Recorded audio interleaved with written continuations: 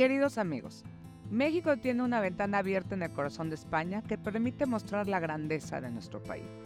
Fundación Casa de México en España es una organización sin ánimo de lucro, resultado de la vinculación entre la sociedad civil, el gobierno mexicano y el sector privado.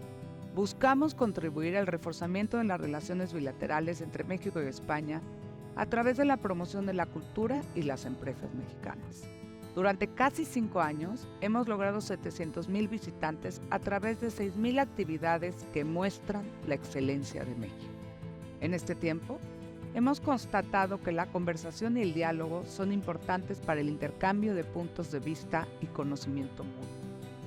De este modo nace Conversaciones Transatlánticas, programa que ayuda a consolidarnos como un espacio donde académicos, científicos, escritores e intelectuales de nuestros dos países conversan y dialogan alrededor de temas de interés común. Para esta primera temporada en televisión, hemos coordinado con nuestro amigo Jorge Volpi un programa que toca temas como la narrativa, la gestión cultural, el rol femenino en la creación artística, el cine y, por supuesto, la literatura, como eje en torno al cual se vertebra todo este cúmulo de saber. Bienvenidos. Los invito a que disfruten cada uno de los capítulos de esta temporada de Conversaciones Transatlánticas y que sean parte de este espacio que hemos construido para seguir reforzando a nuestro gran país en el exterior. Muchas gracias. Muy buenas tardes a todas y a todos. Muchísimas gracias por acompañarnos en esta ocasión tan especial. Realmente es un enorme gusto que en estas conversaciones podamos tener a Alejandro González Iñárritu, una de las figuras centrales del cine de nuestro tiempo. No necesitaría presentación, pero habría que decir que su trayectoria, que comienza en la parte cinematográfica con Amores Perros, continúa con 21 gramos, luego Babel, Beautiful, Birdman, The Revenant y la más reciente de todas, Bardo. Alejandro además ha tenido una muy estrecha relación con la Universidad Nacional Autónoma de México, donde montamos la instalación Carne y Arena en el Centro Cultural Tlatelolco hace unos años, por la que obtuvo además un Oscar honorífico. Y también decir que es doctor honoris causa por la propia UNAM, doctor González Iñárritu. Aún así todavía nos da más gusto recibirte. Alejandro, simplemente para disparar un poco esta conversación, hemos estado a lo largo de estos días y también antes en Málaga conversando largamente sobre tu cine y sobre tu idea del cine, que también es, por supuesto, una idea del arte y una idea de la vida. Hemos hablado mucho sobre tu obsesión también con la conciencia y con el realismo. Y me da la impresión, ahora pensando en esta trayectoria tuya que comienza con Amores Perros, como tu cine empieza con un choque de coche que se vuelve emblemático ya de nuestro tiempo, que desata conflictos entre distintos personajes. Y que esos choques van a seguir prolongándose a lo largo de todo tu cine hasta llegar al choque del protagonista de Bardo con su propio país una vez que regresa a él. Y en otro sentido, me da la impresión también de que ese tránsito el choque provoca reacciones en múltiples personajes y es como si tú retrataras esas conciencias múltiples, pero como a partir de Beautiful parece que te vas centrando sobre todo en ciertas conciencias individuales. En Birdman va a ser todavía más claro, en Revenant de nuevo ocurre, y finalmente en Bardo parecería casi una exploración de ya no solo la conciencia, sino la autoconciencia, tu propia conciencia. Y también me parece que hay un camino que va del hiperrealismo de Amores Perros hasta irte liberando de esa ficción a la que llamamos realismo para que llegues en esa parte última autobiográfica hacia un despliegue que también es ya de imaginación. Entonces quería preguntarte para desatar la conversación sobre estos dos temas, sobre tu idea de la conciencia en tu cine y sobre el realismo.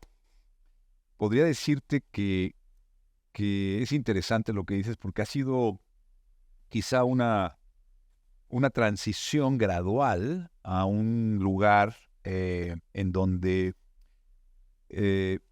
por experiencia quizá y quizá también por la edad,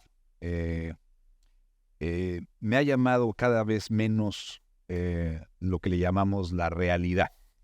Hablaba allá abajo que de alguna forma lo que llamamos realidad es una ilusión, porque existen eventos y esos eventos son experienciados por diferentes seres humanos, hermanos o lo que sea, ciudadanos del mundo. Y cada uno de nosotros, en nuestro pequeño y limitado sistema nervioso intelectual, percibimos esa información y de alguna forma que generamos con ese evento algo que se adapta o se ajusta a nuestra ideología, a nuestra religión, a nuestro pasado, a nuestra emocionalidad, a algo tan subjetivo y particular y único. Entonces, que ese mismo evento nadie puede apelar a tener la verdad de ese evento o experiencia. En Amores Perros, efectivamente, sí apelé a esa realidad, hiperrealidad, en donde tratamos todos de retratar la textura, el olor, la piel de la Ciudad de México, con los estratos sociales.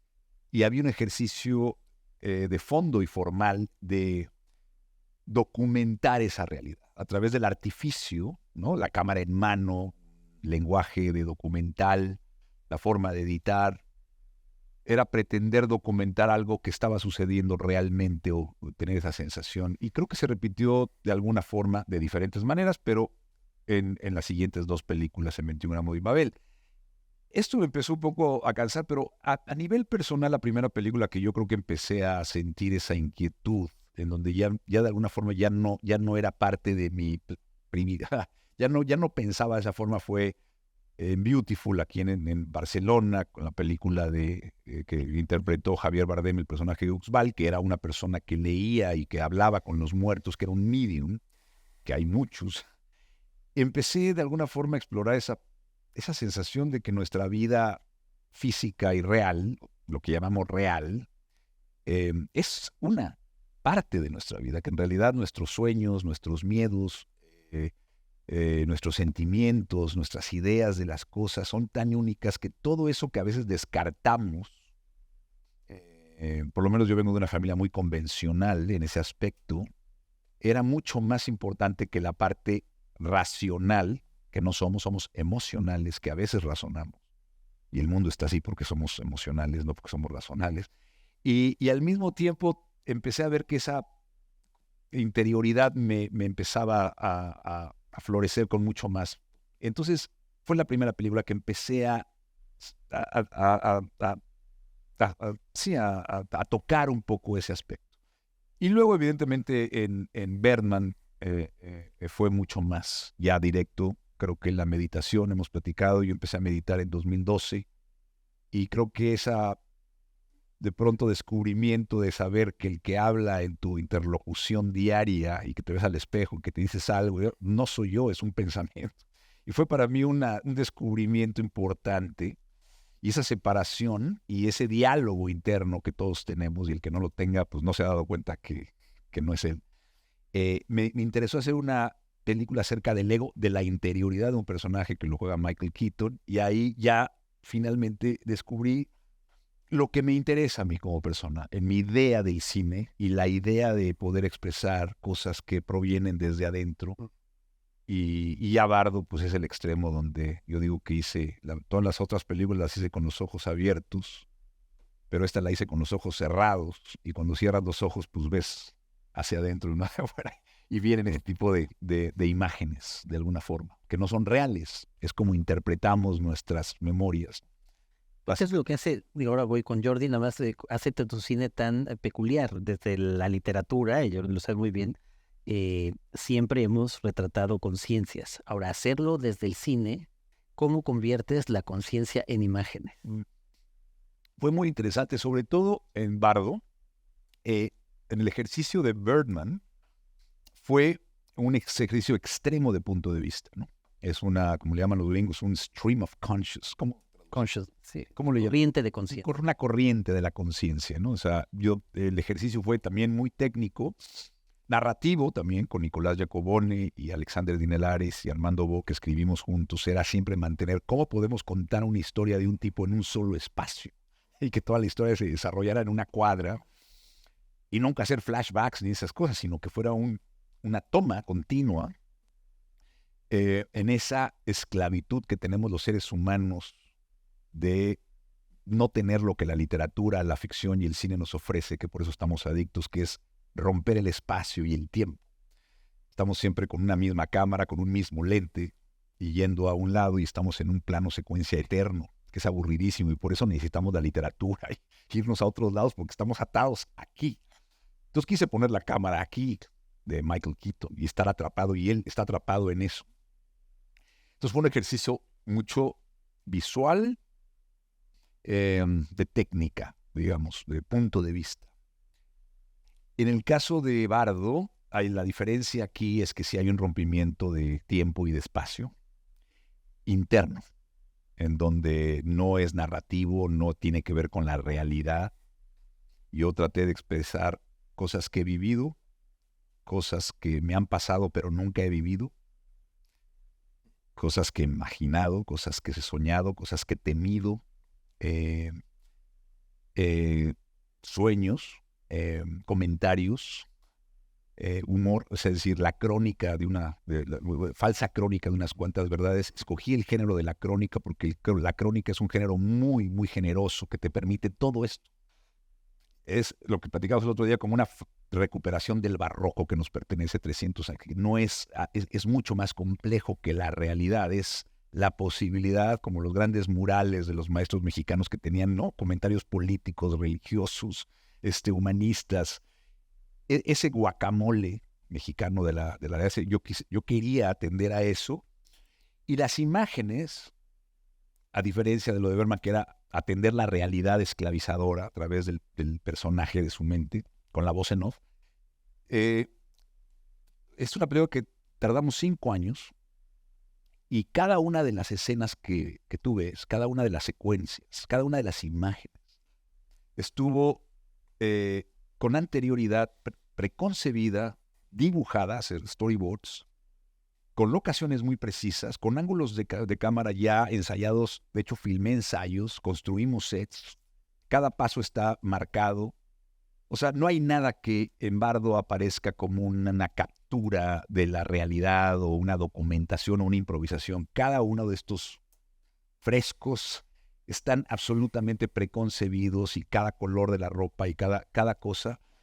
Fue muy difícil, y la forma en que lo hice y cómo aparecieron es que yo quería tratar de encontrar un lenguaje que hablase de los sueños de un personaje. Y cuando soñamos, nos levantamos y hemos visto de pronto escenarios enormes o pequeños, y hay pequeños detalles de una araña que nos pica aquí, pero al mismo tiempo estamos en la casa de la abuela que tenía el techo grande, pero había o sea, toda esta sensación de espacio, del pequeño detalle, de lo íntimo y de lo quería yo, con estos lentes y con estas locaciones y con esto, capturar la imagen de un sueño, hacer sentir a la gente en un sueño dentro de Silverio. Y lo más difícil fue el sonido. Yo me preguntaba, ¿cómo suena un sueño? O sea, ¿tiene sonido el sueño? Nos acordamos de los sonidos. Y eso fue muy divertido diseñar, divertido y complejo. Fue un año de encontrar cómo suena la película para meternos adentro del personaje. Entonces fue una labor experimental, no sé si lo logramos o no, pero era partiendo de esta teoría, cómo encontrar esas imágenes que fueran oníricas.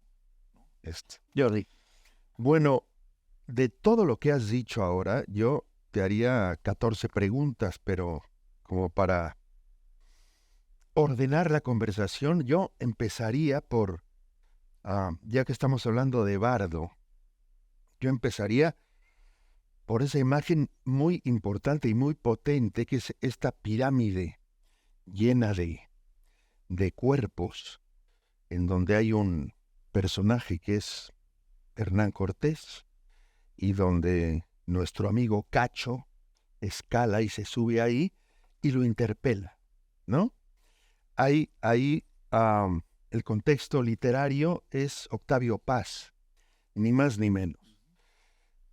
yo ahí veo una manera tuya de ver México. Y ahora que estábamos hablando de Beautiful, también veo otra manera de ver México. No es una película, es una película que sucede en Barcelona, de hecho, pero yo cuando la vi, de hecho asistí a la filmación, estuve muy cerca de esa película, me parecía todo el tiempo que estábamos hablando de una historia mexicana. Quería preguntarte para empezar, porque estas dos historias que estoy planteando tienen que ver con la mirada de un director, un artista mexicano sobre España. ¿Cuál es, yo te propondría para empezar, tu visión de España? ¿Cuál es tu relación? ¿Cuál es tu... Oh. Te lo está preguntando un veracruzano, ¿eh? Tranquilo. Bueno, yo creo que es un matrimonio inevitable con una cantidad de desacuerdos y otra vez de un evento que se ha interpretado o multiinterpretado por 500 años por millones de personas, escrito de una forma por los ganadores en ocasiones, por los perdedores también, mucho menos veces, pero creo que es precisamente lo que hablaba. O sea, creo que sería ridículo, pretencioso e imposible hablar de mi sentimiento o de lo que realmente ha pasado y quién es quién, porque es tan complejo. O sea, yo apelo que la realidad es eso, la realidad es una gran cantidad de experiencias múltiples, simultáneas y contradictorias la mayoría de las veces, en donde todavía funcionamos como sociedad. Eso es lo que es una sociedad. Hoy en día nos hemos convertido en algoritmos binarios, 0 y 1, y hemos cerrado la posibilidad. Entonces ahorita dices, no, yo pinches españoles, no, pinches indios mexicanos. O sea, esa conversación tan nociva, tan tóxica, tan terrible, de visiones a veces encontradas, de insultos o de incomprensión, son binarias. Entonces, mi sentimiento es muy complejo, que sería muy difícil de explicar, y por eso intenté, a través de esta escena que tú describes, me parece que apelar a esa realidad. Por eso muchas películas de Cortés se han caído. La Conquista es un proyecto que lleva años en Estados Unidos queriéndose levantar, y ahí es un proyecto como maldito. No te puedes acercar porque algo sucede que se cae. Y yo creo que es porque es casi ridículo intentarlo. Por eso yo traté de jugar también con un sentido del humor, donde los extras se paran y se ríen del director y le dicen, es un director de mierda aquí tratando de filmar una de esas cosas de Cortés. Porque es ridículo. A veces nada más hablar de eso cuesta trabajo. No soy historiador, no soy antropólogo, no me siento con eso. Pero mi sentimiento, a veces generoso, a veces no tanto, a veces conflictivo, a veces complejo, a veces de hecho contradictorio, de amor y odio, que es válido, y así es. No hay nada que resolver, son paradojas que enfrentar, esa es la vida. Y esa paradoja de nuestra relación, la quise representar con este crepúsculo y esta sensación de poca luz que está en el fondo, en este espacio de territorio donde sucedió la conquista, donde sucedió este espacio más grande de Latinoamérica, en donde está construida la iglesia sobre el templo mayor de los aztecas, con el costo de los cuerpos. Y esta conversación traté de apelar a las clásicas discusiones de borrachos a las 3 de la mañana. No hay nada nuevo, pero es como es como este cassette, ¿no? O sea, este audio que se repite por 500 años. No podemos aceptar lo que es y decir, somos de una raza mixta, somos lo que somos. Y por eso pongo la frase de Octavio Paz, que decía que no queremos aceptar ni una ni otra, y por eso somos hijos de la chingada. Estamos en este espacio liminal, que no somos ni indígenas, pero tampoco somos españoles. pues somos una raza mixta, que es la historia de la humanidad. O sea, hay pocas razas puras o nadie. Eso de la pureza sanguínea es casi una ilusión. Y hay consecuencias terribles de eso. Entonces yo lo que creo es que no hemos podido todavía superar eso y quise a través de esos símbolos visuales, con las campanas de la catedral, el poema de paz recitado por Cortés, que es también ridículo. En el Zócalo. En el Zócalo. Wow. Todas estas contradicciones me parecen parte de esta teoría que yo tengo, o bueno, no es teoría, así concibo hoy la vida, que es un poco compleja, pero es verdad. Y yo creo que no hay que confundir la naturaleza y la realidad con la interpretación de ella. O sea, creo que podemos acercarnos a esas cosas a través de signos, a través de interpretaciones, y esos signos, o sea, como los hombres de las cuevas que pintaban los antílopes, pero no eran esos, era una representación, es un signo, es un símbolo. Quise expresar eso que hoy tenemos mucho miedo porque es ambiguo, es múltiple expresión, que hoy la gente quiere historietitas y quiere que te vayan llevando de la mano y te expliquen qué eres tú, ¿eres pro hispano o eres pro mexicano? No. Lo que quiero decir es que dejo abierto y eso irrita mucho a la gente y da mucho miedo. Pero mi intención era esa, es declararme con la incapacidad de contestar tu pregunta y lo hice. No, pero lo estás contestando. Sin contestar. De hecho yo iba a abundar en el tema porque yo tengo una teoría que ya te he contado y que, no sé, tú te muestras un poquito escéptico, pero yo creo que tu obra, aunque es muy cosmopolita, es decir, se puede entender en cualquier lugar del mundo, no solamente por tu narrativa, sino porque tratas temas que son comunes a todo el planeta directamente. Pero hay una línea en toda tu obra que es profundamente mexicana, profundamente mexicana. Yo te pondría el ejemplo de Birdman, que es una película aparentemente gringa, ¿no? Está rodada, no sé exactamente dónde rodaste todo, pero se supone que está rodada en Manhattan, ¿no? En un teatro. Tenemos este plano secuencia bestial, que se ha hecho historia con esta película.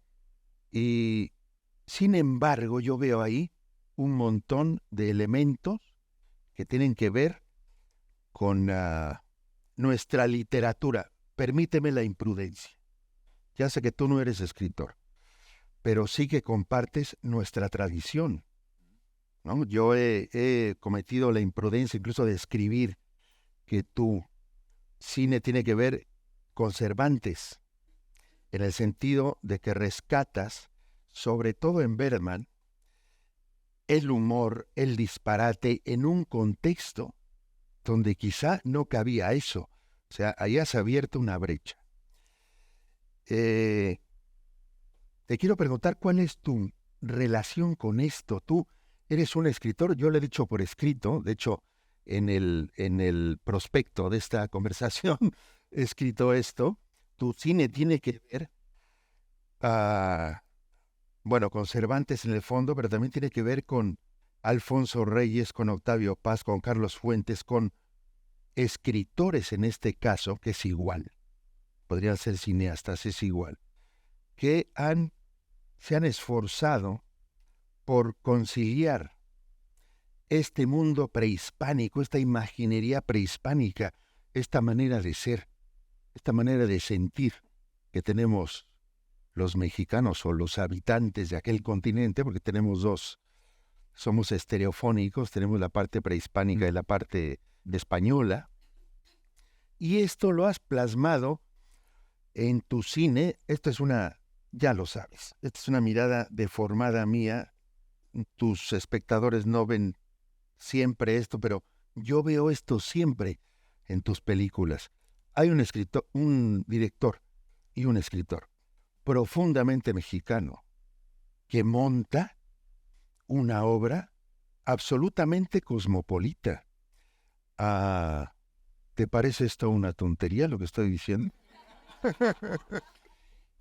No, yo creo que eso sí puedo reconocer que yo no tuve la oportunidad de chico ni edad de viajar. Mis padres tenían muchas restricciones económicas y nació en mí sí una necesidad, un deseo de salir. Y la historia de los barcos que tomé, donde trabajamos, como lavando los pisos de barcos cargueros, cruzamos 2 veces el Atlántico, yendo a Europa, yendo a África. Eso es muy bonito. Que hemos platicado, Sí. le decía Jordi en Málaga que descubrí en una plática como esta en Nueva York que un tipo que había escuchado la historia de estos recorridos que había hecho, primero en el barco Toluca, en donde Juan Villoro también. Sí.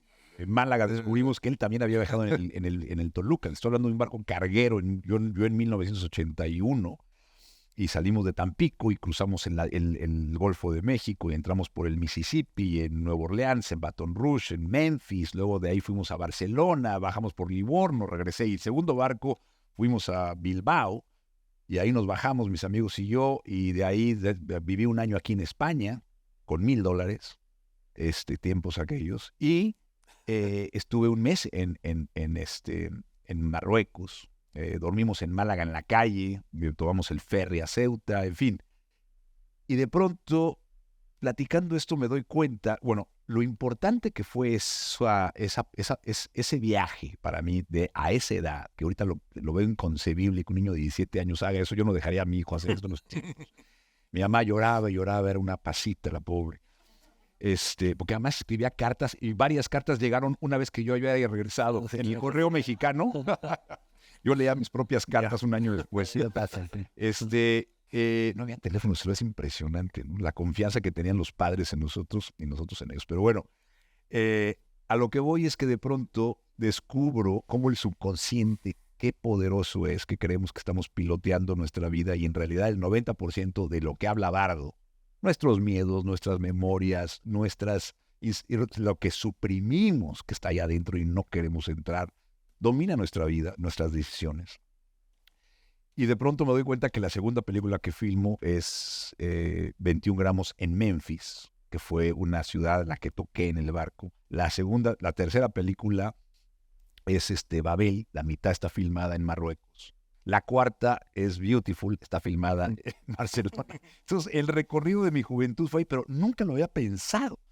Y lo descubro con un como psicoanalista que me dice, ¿no te has dado cuenta, idiota, que a lo que voy es que esa parte cosmopolita que hablas, pues creo que proviene de ese impacto de haber visto en el otro y haberme yo visto en el otro y entendidome a mí mismo en el otro, ¿no? Lo que habla Paz también de la otredad, ¿no? O sea, creo que la única forma de entendernos es vernos en el otro, ver lo que tiene el otro y no tenemos, o verlo o viceversa, o lo que compartimos.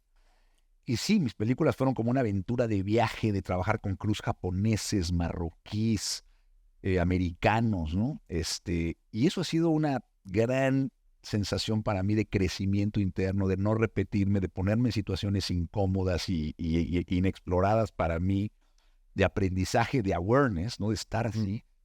Entonces sí tengo eso, y yo creo que Bardo es una respuesta a que después de hacer esas películas con los ojos abiertos y tan aware, de pronto dije, a ver, tengo que atenderme a mí, cerré los ojos y fui para adentro. Y para entenderme ahora desde otra perspectiva. Pero sí comparto que he tenido la fortuna de filmar en 3, 4 continentes ya, y eso me ha dado la oportunidad de hablar del otro, pero también comparto contigo que la mirada de un mexicano cuando naces, cuando creces en México, es imposible de separarte del DNA que tenemos, de la tradición, el humor, para mí. Sí, claro. Que creo que es importantísimo. Claro. Y la otra es de esta inclusión, de esta posibilidad de reírnos de nosotros y de estos mosaicos que hablaba, o murales, o frescos, como le quieras llamar, de poder, poder jugar con esa idea. Entonces sí comparto. Entonces te quería preguntar, Jordi hablaba sobre esta escena que se ha vuelto célebre y al mismo tiempo polémica, sobre la relación de México histórica, de esa herida con España, en la escena de esta pirámide de cuerpos y Cortés y y Silverio fumando un cigarrito.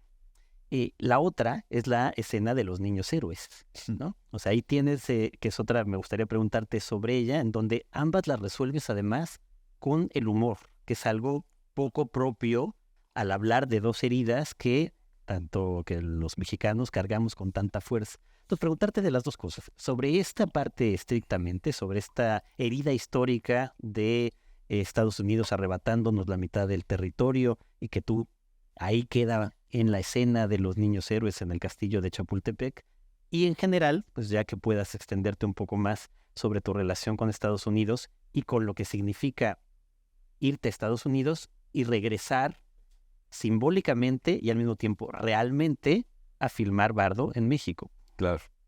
Bueno, esos dos eventos yo creo que son las heridas abiertas más grandes que tenemos los mexicanos, ¿no? La conquista y luego, bueno, en la independencia, se independiza México en 1821 y 25 años después nos invade el imperio americano, que la gran astucia de Estados Unidos es que nunca se ha reconocido como un imperio, pero es un imperio, y ese imperio nos ataca, inventa una guerra y nos quita la mitad del territorio. Ese evento, la parte de risa de Estados Unidos, que mis hijos que estuvieron en Estados Unidos nunca les enseñaron eso. Los americanos no saben que a millones de personas no cruzaron la frontera, sino millones de personas lo rebasó una línea imaginaria política idiota y después se encontraron en otro país un día después. 25 años después de haberte liberado de otro imperio que nos conquistó. Es una herida muy cabrona, psicológica, antropológica, que hasta hoy sigue teniendo repercusiones importantes, políticas, de carácter, que unos son solemnes, otros son nacionalistas, otros se ríen. Creo que la risa tiene que ser parte porque no se puede atender de otra forma por lo que hemos hablado. Pero sí quería brindarlo en la película porque, repito, la mayoría de los americanos decían, "What is that castle that you were thinking? Is there Americans?" Entonces, cuando les platicaba, decían, "Really? Really? No sabían. La gran mayoría no sabían. Estoy hablando de la mitad de Estados Unidos. O sea, no estoy hablando de un estado. Estoy hablando de... y eso lo tienen en la supresión, ¿no? Y me parece divertido de nuestro lado, un poco patético, triste y divertido, el que esa derrota terrible la hayamos convertido hoy en un mito heroico y que hoy, a pesar de que todos los historiadores saben que es una mentira, no hay realidad, es una realidad que hemos inventado para tener una narrativa de sentido heroico, que Juan Escutia se tiró con la bandera y gritó antes que la patria. Los pobres niños de 16, 17, 13 años fueron asesinados y masacrados por el ejército americano. O sea, no es una invención. Pero convertir esto cada año en un acto solemne con militares y estarnos engañando me parece algo que hay que reírnos. Es muy mexicano eso. O sea, las dos partes, la ignorancia y la supresión del americano y la solemnidad del mexicano diciendo, sí, hubo un héroe. Entonces, por eso me cagué de risa de esta situación. Y creo que a gente le irritó mucho o le molestó y, bueno, lo siento mucho. Pero creo que esas cosas hay que empezar a desempolvarlas.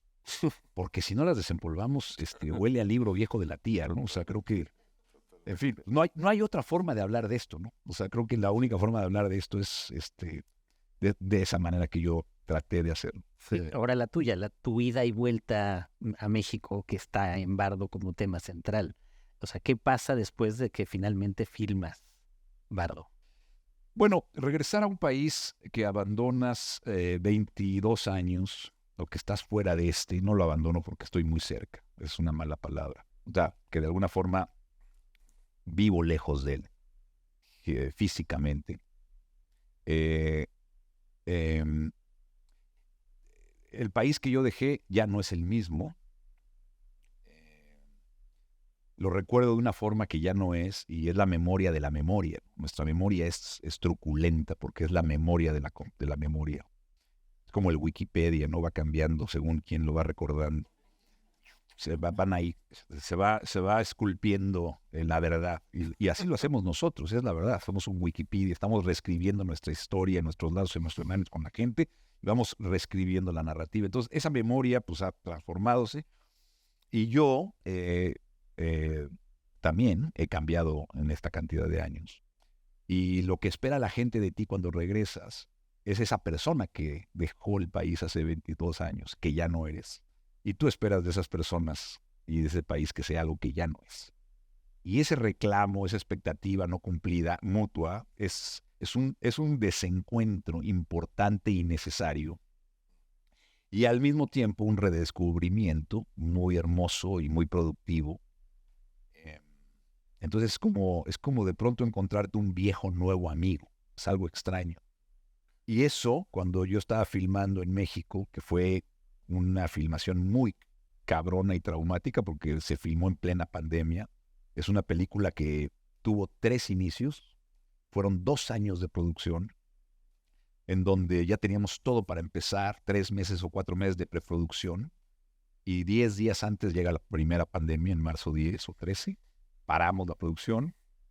8 meses después se inicia, no, 6 meses después se inicia la preproducción con todos los costos. Vamos a filmar, empezamos a filmar el 10 de diciembre y tenemos que parar otra vez. Y luego 3 meses después volvimos a filmar. Entonces y luego todos aislados, todos viviendo en hoteles, sin nuestras familias, todos con máscara. Entonces fue durísimo. Y además ya te imaginarás con esa cantidad de extras en el Salón California Dancing Club, con 800 extras.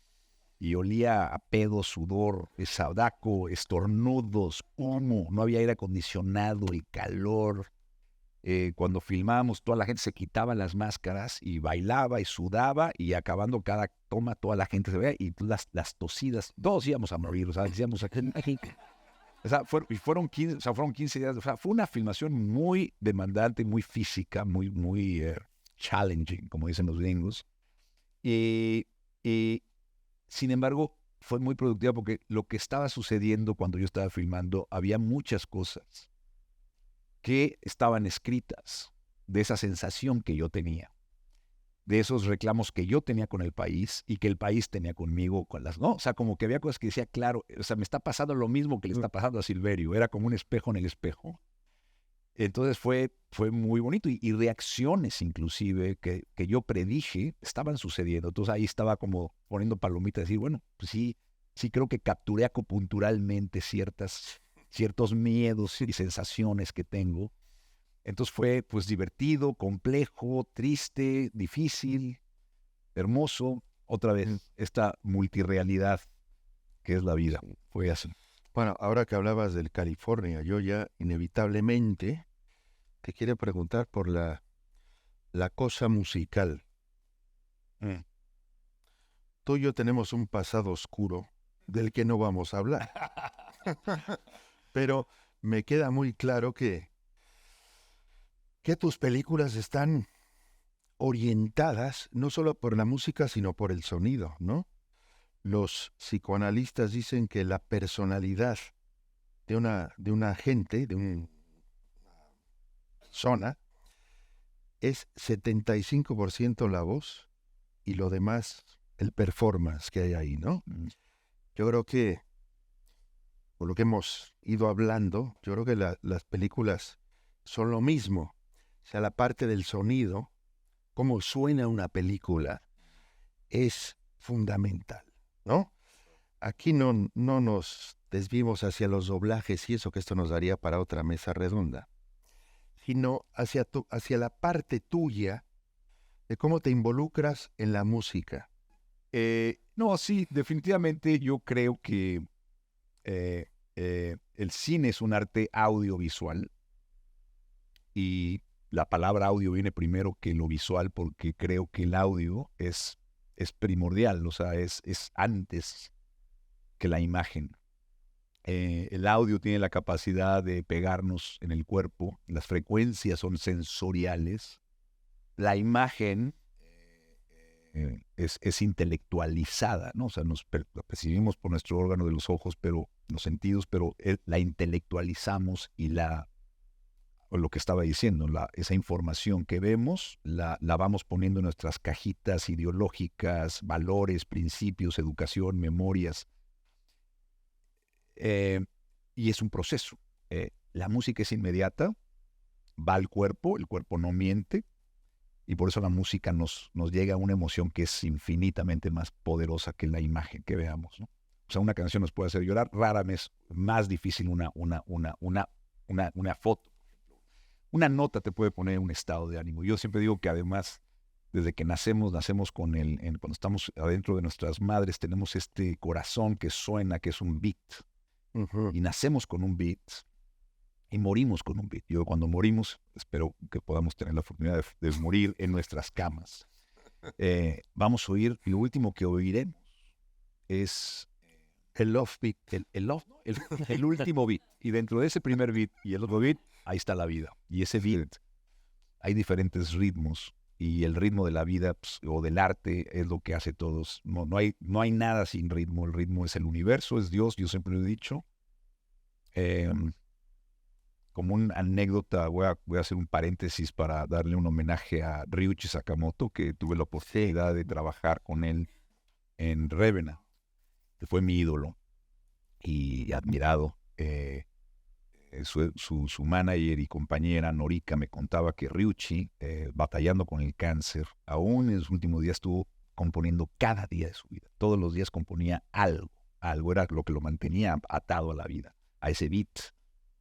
Y me contó que el último día en el que falleció Ryuichi, estaba él acostado boca arriba en su cama y sus manos estaban sobre su pecho y todavía sus dedos se movían, como tocando una melodía. Y eso me impactó, ¿no? Él estaba así. Totalmente.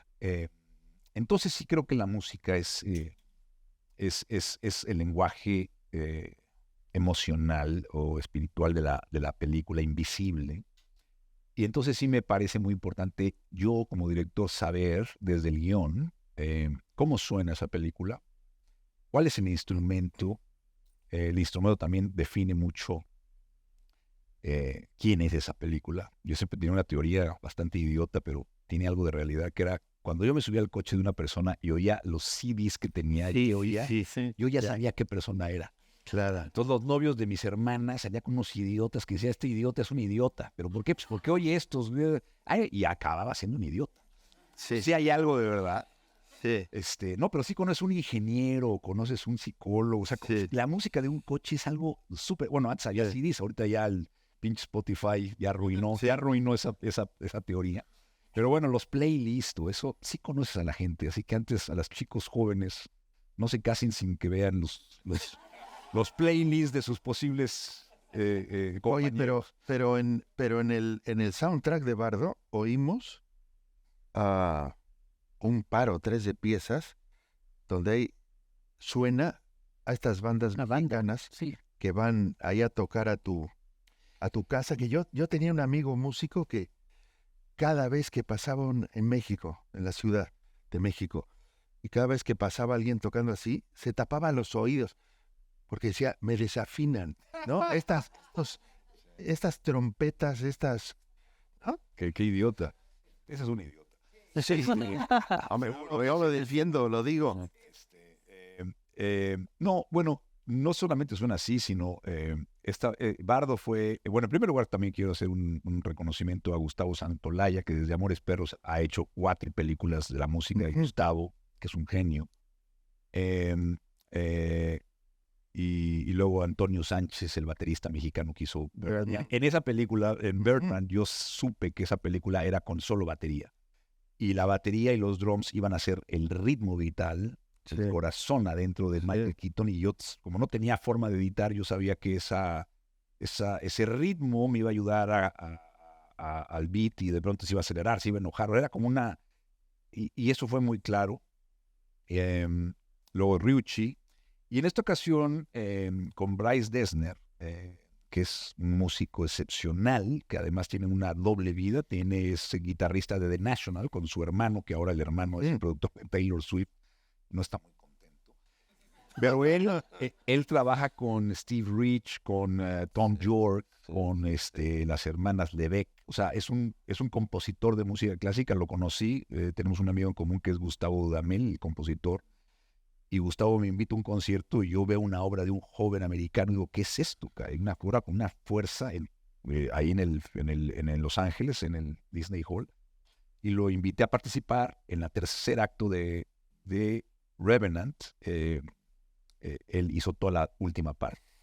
Una última pregunta de mi parte, dejo otra a Jordi y con eso tendríamos alguna pregunta más del público que tiene que ver con esta que parecería por el momento no un final de viaje, pero por lo menos una cierta escala que parece concluir con Bardo en lo que hemos estado viendo en tu camino y que es este regreso a México y el estar ahora aquí en la Casa de México es otro regreso a México, aunque sea en España.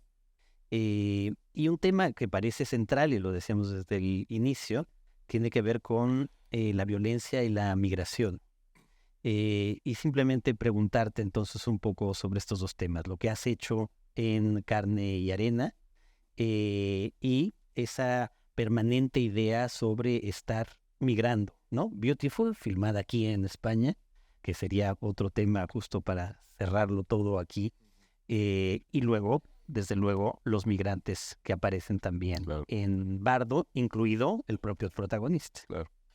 Bueno, yo creo que la violencia y la migración están absolutamente conectadas. Gran parte de mi migración a otro país fue por el temor a la violencia.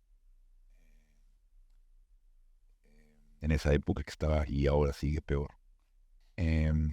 Creo que la gran mayoría de las personas que yo entrevisté para Carne y Arena, que es la exposición virtual que hice, las historias detrás de las razones de los migrantes era la violencia. Me mataron a una hija, me mataron a un hijo, mi hijo se convirtió en bandolero violento, no tenemos dinero, o sea, hay la violencia política.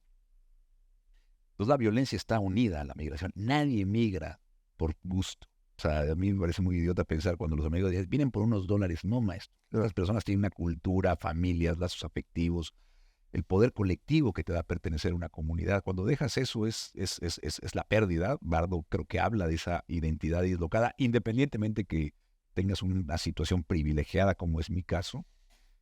Sí hay una profunda consecuencia emocional, espiritual, o sea, es un desprendimiento, es un desarraigo de un árbol que lo vas a plantar. Después tiene también cosas hermosas como es la libertad y como es también la liberación de identidades y estupideces y poder ver las cosas de una forma más libre y a distancia. Entonces te da una riqueza y libertad, es liberador.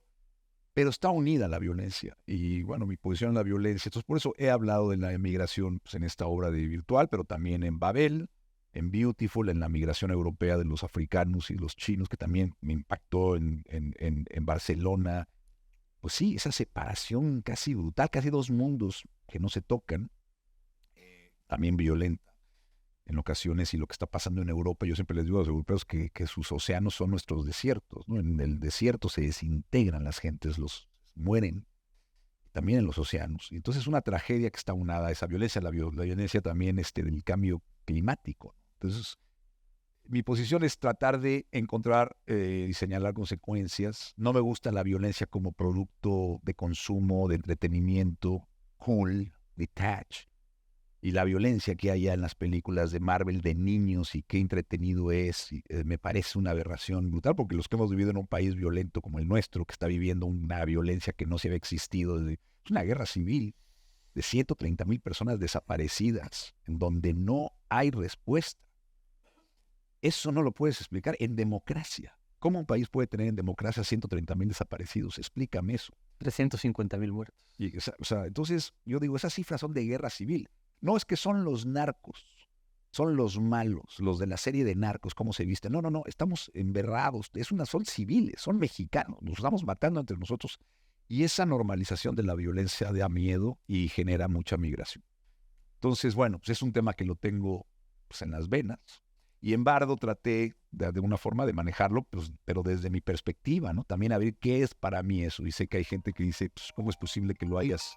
Desde ahí, ¿cuál es tu? Pero pues es también una experiencia que tenemos muchas personas en el mundo, de ese desarraigo, y trato de la escena donde Silverio siente las sombras en el centro, frente a Palacio Nacional, en Calle de Moneda, y la gente se cae. Ese es como un miedo interno que todos sentimos, que cuando salimos hay posibilidad de que no puedas regresar. Cuando sale un familiar tuyo dices, es que hay esa posibilidad, que te desintegras, te caes, te desapareces como títere. traté de rehuir del abuso del recurso gráfico de la violencia, ¿no? O sea, creo que hay un abuso en las series, todo es ya realista, ¿no? Con ese artificio, entonces hay mucha sangre, mucha violencia, vamos a documentarla. Es que así es la verdad, claro que sabemos que así es la verdad, hay que abrir los periódicos. Pero creo que a veces representarlo desde una forma desde adentro, repito, como un signo, tratar de semejarnos a eso sin creer que es eso, y como decía Sergio Ramírez brillantemente, que es la mentira la única posibilidad de decir la verdad. O sea, mintiendo, el arte, el artificio, apelas a rasgar algo que es mucho más verdadero porque proviene de tu sentimiento, que es único, y no decir, es que esa es la verdad, porque el otro güey te puede decir, no, no es cierto, la verdad. Ya las realidades, como sabemos hoy, se manejan independientes, ¿no? Pero creo que desde ahí hay una posibilidad de tratar de expresarlo. Y sé que mucha gente, repito, a veces no le entiende, se aterra, se irrita, pero creo que si cortamos nuestro circuito racional y lo entendemos desde un vuelo, desde donde soñamos, creo que hay posibilidad de entenderlo de otra manera. Así lo traté de decir. Jordi, te pediría que concluyas esta sesión, Bueno, y luego una última. sí, me saldría de este tema, que en realidad es con el que tendríamos que terminar, pero quisiera preguntarte por una cosa estructural de tu trabajo, ¿no? Y venía pensando, cuando venía hacia aquí, en estos filósofos radicales del materialismo helénico que pensaban que cada día hay que construirlo, que es un poquito lo que hacemos los que nos dedicamos al cine, a la literatura.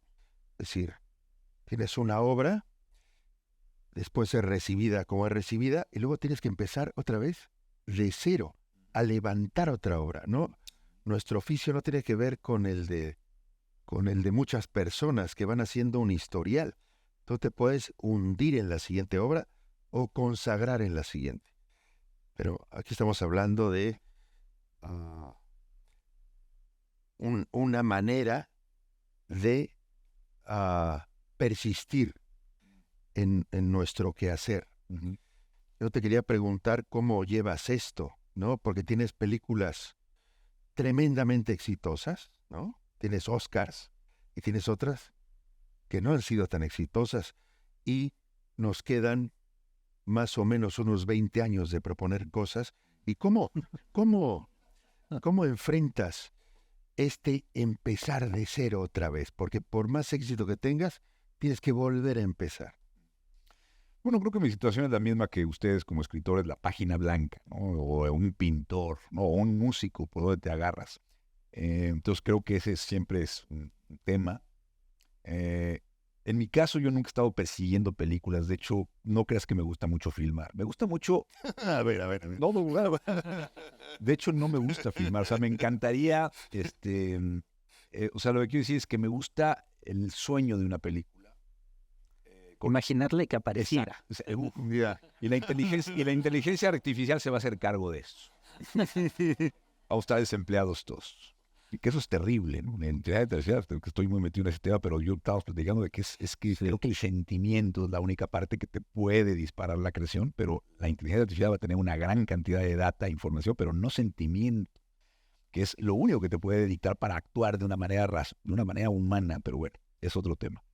Muy, muy concerning. Pero a lo que voy es que no persigo películas, o sea, no estoy ansioso por filmar, en el sentido de que entre cada película, si te das cuenta, he dejado muchos años. Uh-huh. O sea, no soy un tipo que filmo cada año como Woody Allen, ¿no? O sea, hay gente que sí está como muy adicta a eso, y yo no.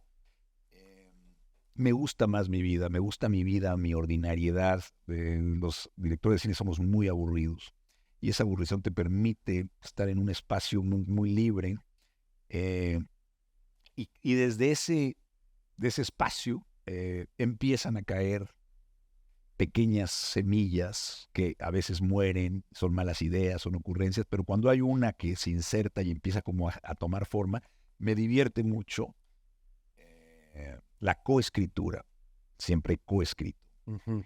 Y esa relación con mi coescritor, con Nicolás Jacobone o con Alexander Dinelares o Armando Bo, ha sido como siempre de una riqueza y de una risa y de un aprendizaje mutuo y de la investigación. O sea, se abren posibilidades de sueño y todo es posible. Esa parte me encanta. Y la escritura me encanta. Esa parte la disfruto. Quiero que no se acabe. Cuando ya viene la fisicalidad es cuando dices, ay, cabrón, o sea, ya la materialización, el encarnar eso, el peso financiero, la exposición mediática en el día de hoy es muy tremenda. Es un ejercicio que hay momentos hermosos, o sea, hay momentos de colaboración, que hay una celebración en Revenant éramos 300, o sea, así como Birdman la filmamos en 19 días y éramos un mini crew y es manual y es independiente y es handmade, craft. En Revenant éramos 700 personas. O en Bardo, o sea, hay un momento donde si estás manejando una gran cantidad, una responsabilidad enorme, en donde a veces no tienes todas las respuestas, tienes que pretender que las tienes. Y es agotador físicamente, cada vez hace más difícil. Hay momentos hermosos donde si logras cosas que son difíciles de hacer, hay una celebración y una hermandad y una familia, pero para llegar ahí es 97% de trabajo duro, que ya no me gusta. Me gusta la edición, la reescritura de una película, estar en el cuarto oscuro. Cuando editas una película tienes todo el material, tienes la paz de la soledad, de ese espacio interno, externo, y donde sabes que estás esculpiendo y hay 10 películas ahí. Muy bien. Muchísimas gracias, Jordi. Muchísimas gracias, Alejandro. De verdad, muchísimas gracias por estos días en España. Te lo agradecemos muchísimo. Gracias. Muchas gracias a todos. Gracias. Gracias. Gracias. Está bien. Muchas gracias.